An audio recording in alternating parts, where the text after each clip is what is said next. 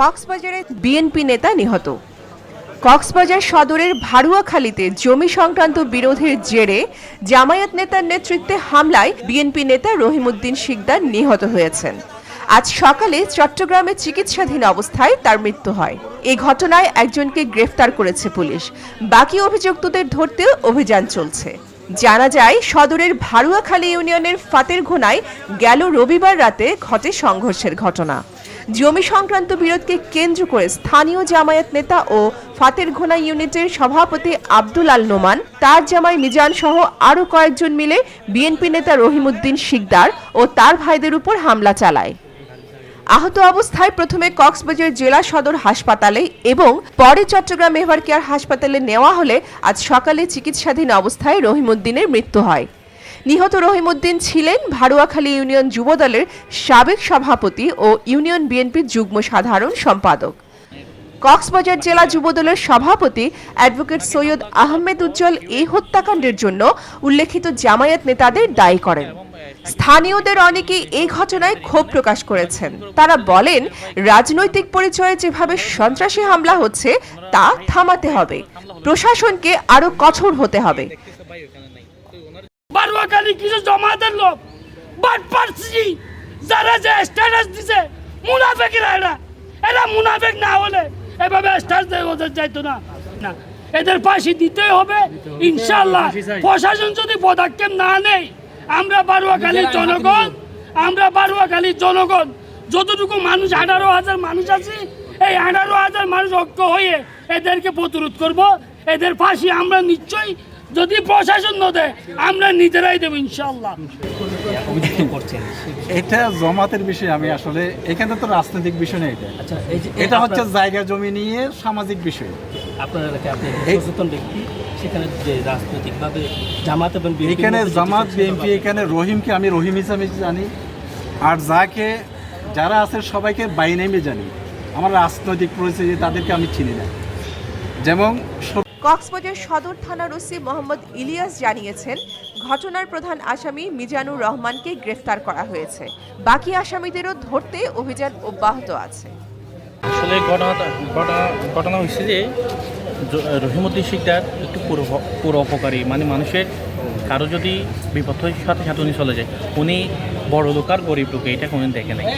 আসলে এটার ঝামেলাটা হয়েছে আপনার ওনার এক ভাই জাহেদ, ওনার মেয়ে এসএসসি পরীক্ষার রেজাল্ট দিয়েছে 2-3 দিন আগে।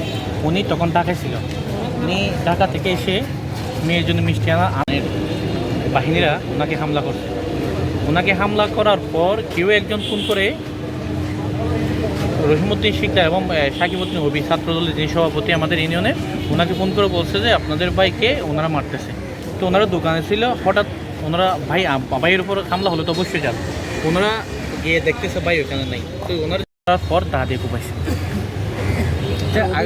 সবখানে একটা কথা হচ্ছে, এটা হচ্ছে জায়গা নাকি রাজনীতি দলীয় না, জায়গার বিষয়টা হচ্ছে অন্যজনের। এখানে রহিমউদ্দিন শিকদারের কোনো জায়গার সাথে রহিমউদ্দিন শিকদারের কোনো সম্পর্ক নেই। রহিমউদ্দিন শিকদার গেছে যে ভাইকে আক্রমণ করছে ওই দিন। আর আরেকটা বিষয় হচ্ছে, আমাদের ভাড়ুয়াখালী রোড থেকে যে গাড়িগুলো গেছে প্রায় 5টা মতো টমটম ভাঙচুর হয়েছে, একটা পিকআপ ভাঙচুর হয়েছে এখানে। তারই প্রতিবাদ করার জন্য আসলে প্রথমে বললাম রহিমউদ্দিন শিকদার হচ্ছে প্রতিবাদী। উনি 17 বছর এই আওয়ামী লীগের স্বৈরাচার হাসিনা সরকারের সাথে বলতে গেলে এক প্রকার যুদ্ধ করেছেন আমাদের ভাড়ুয়াখালী ইউনিয়নে। উনি প্রায় 6-7টা মামলার আসামি। উনি প্রায় 2-3 মাস জেলে কেটেছে 2028 সালে নির্বাচনে একটা মামলার ব্যাপারে। তো রহিমউদ্দিন শিকদার হচ্ছে ওই রুটের ব্যাপারে যে ঝামেলাটা হয়েছে, আসলে মানুষের জন্য। তাই রহিমউদ্দিন শিকদার ওইখানে মানুষের বিবেকের একটা মনে করে ওইখানে গিয়েছিল। তার উপরে যারা হামলা করেছে তারা কি কোন দলীয় পরিচয় আছে? হ্যাঁ, ওনারা হচ্ছে আব্দুল আল নোমান হচ্ছে আপনার 12 নম্বর ওয়ার্ডের ফতেয়ারকুল একটা ইউনিটের সভাপতি। উনি কিসের? জামাত ইসলামের পাতের গুণে একটা ইউনিটের সভাপতি। কয়জন হামলা করছিল? ওনারা 10-20 জনের মতো হবে। ওনাদের সবার হাতে নাকি অস্ত্র ছিল, ম্যাডাম দা ছিল। তাদের নাম জানা হয়েছে কিনা? তাদের নাম আছে, অনেকের নাম। একজন আব্দুল্লাহ নোমান, মিজান হইতে অ্যারেস্ট হয়েছে, ওনাকে অ্যারেস্ট করছে, নাম ছিল। আরও প্রায় রিয়াদ নামের অনেকজন ছিল, মানে উনি আওয়ামী লীগের ছাত্রলীগ করে রিয়াদ। মানে বলতে গেলে গুপ্ত বাহিনী আর আওয়ামী লীগ সহ যৌথ হামলা। আপনাদের দলীয়ভাবে কোনো আন্দোলনের ডাক আছে না? নাকি কোনো পদক্ষেপ নেবেন? আমাদের শফিকুর রহমান শিকদার, যিনি বর্তমান ভারকালীন বিএনপি সভাপতি, উনি খুব শান্তশিষ্ট মানুষ। উনি সব সময় চাই কি ভারকালীতে একটা শান্তি থাকুক। আমরা কালকে রহিমুদ্দিন শিকদারের জন্য আমরা একটা বিক্ষোভ মিছিল করতে চাইলে উনি ওইখানে আমাদেরকে বাধাইছে না, এখানে ভারকালী মানুষের জানমালের কোনো ক্ষতি হোক, রাস্তার কোনো ধরনের ব্যারিকেড হোক, ওইটা আমি চাই না, এরকম বলে আমাদের চেষ্টা করে দিচ্ছি। আমরা আর করি নাই। তাৎক্ষণিক প্রতিবাদ তারপর দলীয় সিদ্ধান্ত যদি ভবিষ্যতে আসে, তাহলে আমরা যে কোনো পদক্ষেপ নিতে বাধ্য হবো। হ্যাঁ, আমরা আমাদের শোনা মতো আমরা যেটা জানলাম, একজন মিজান নামের একজন আছে। আমি আমার নাম মোহাম্মদ ইকবাল, আমি বাংলাদেশ জাতীয়বাদী যুবদল ভারকালীন শাখার সভাপতি। ধন্যবাদ। কালকের মতো উনি আইনের যে ঝামেলা আছে এটা শেষ করি মনে করি। ওনাকে আমরা যেটা শুনছি লোকের কাছে, ওনাকে প্রথমে আঘাত করা হয়েছিল লাঠি দিয়ে, উনি যখন পরে যেত তা দিয়ে মানে যেটা